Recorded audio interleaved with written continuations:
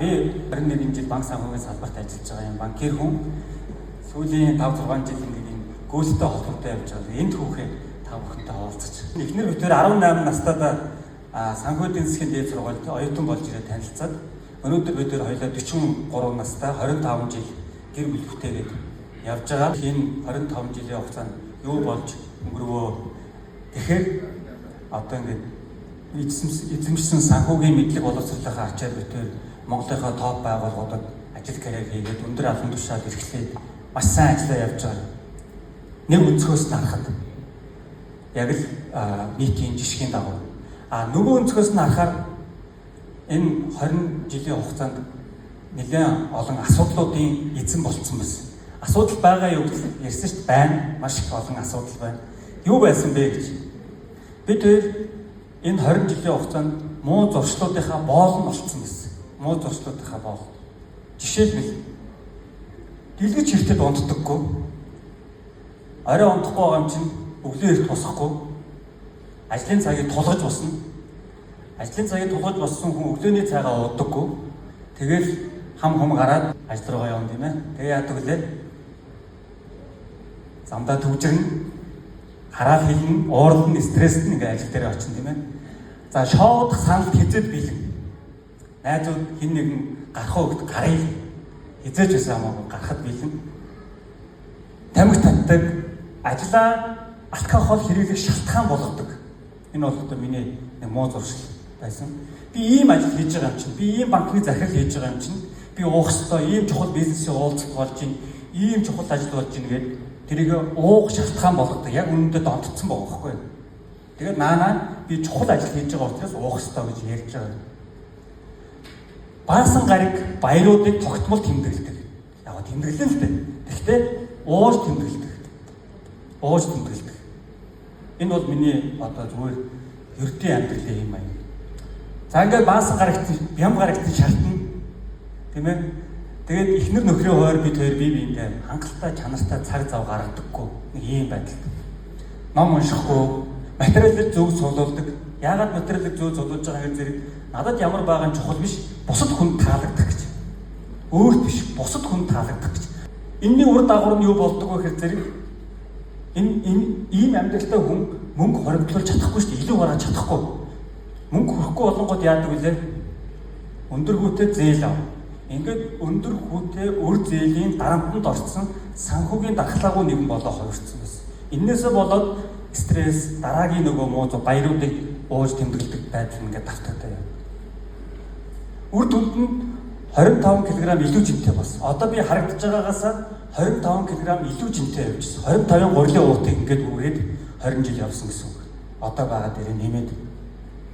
Тэгэхээр ийм хүний хувьд эрүүл мэндийн байдал оройтно, ажлын бүтээл буурна, өөртөө итгэл буурна.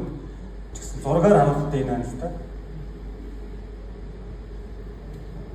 Одоо энэ пивтэй ийм үдчүүд бол миний амьдралын зүгээр л ердийн үзэгдэл.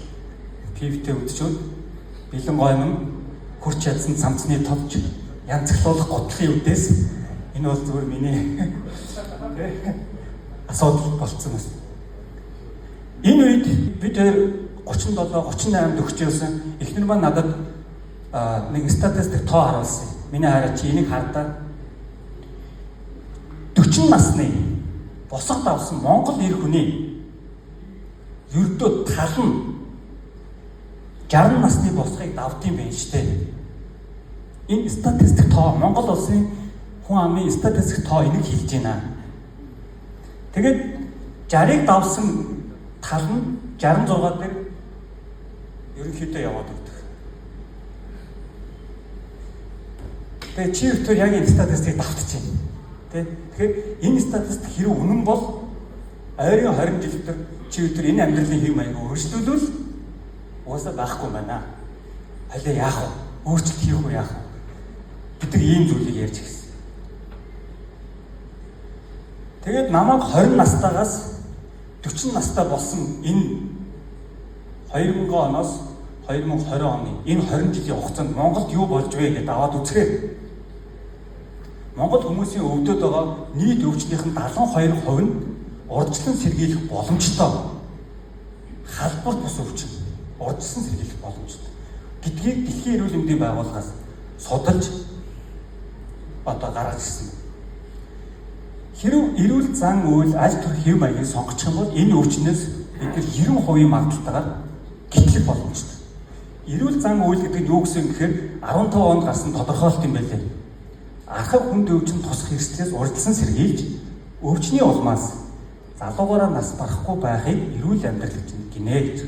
Энэ нь саяны өмнөх хоёр хүмүүсийн хэлсэн, итгэгч нарын хэлсэнчлэн бие физиологийн хувьд, сэтгэл санааны хувьд мөн нийгмийн харилцааны хувьд эрүүл байхыг ойлгох юм байна л да. Тэгээ бид тэр өөрчлөлт оруулга хийж гисэн. Тэр нь гүүх байсан.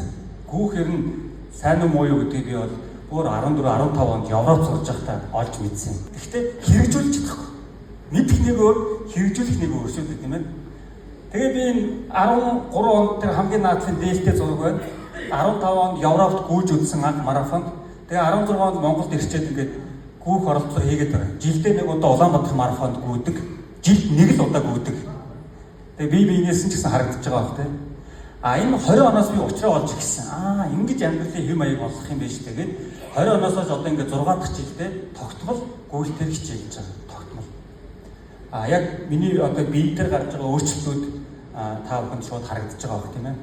За энэ анх удаа би 20 онд 42 км гүйчээд эхнэр маань надад баяр хүргийгээд пүүз бэлгэлж ирсэн. Тэгээд энэ зургаа би Facebook дээр тавьсан чи манай ойр дотны найзууд доор нь комент бичээд хоёр найздаа баяр хүргэе. Дөрөв дэх хүүхдээ гидсэндээ олсон юм байна штэ гэж хэлжсэн байхгүй. Үнэндээ манай эхнэр бол жирэмсэн биш. Зүгээр л тархалт, хөвлийн тархалт байсан гэсэн.